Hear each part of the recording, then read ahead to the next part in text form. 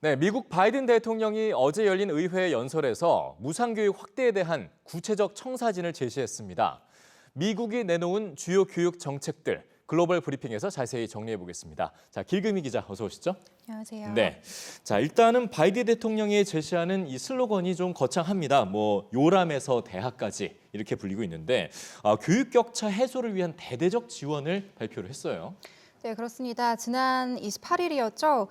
이 바이든은 다양한 영역에 막대한 예산을 투입하는 정책 기조를 발표한 바 있었는데요. 예. 이 기조를 뒷받침할 교육 정책안이 더 구체적으로 제시가 된 겁니다. 네. 크게 두 가지로 내용을 요약할 수 있겠는데요.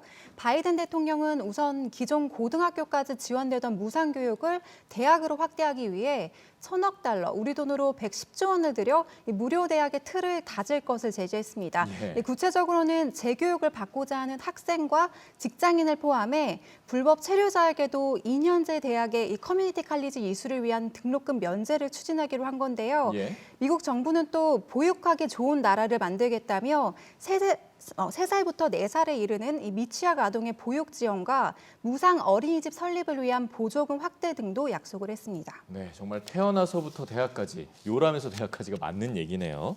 자, 다음 주제를 좀 살펴볼 텐데 SNS상에서 학생의 표현 자유를 이제 어디까지 허용해야 되는지를 두고 대법원이 판결을 앞두고 있어요.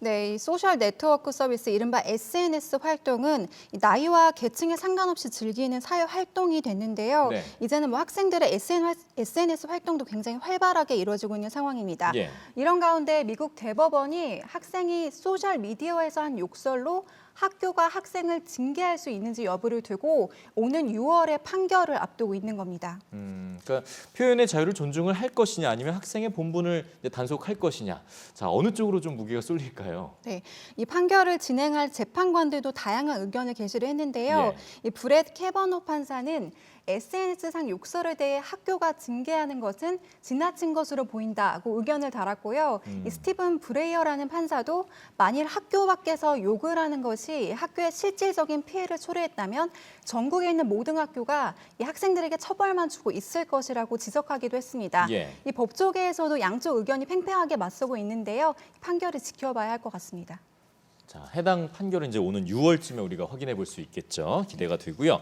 자, 폴란드 얘기로 좀 넘어가 보겠습니다. 대학에서 이제 보수의 목소리도 존중을 받아야 한다라는 법안이 추진이 되고 있다고요.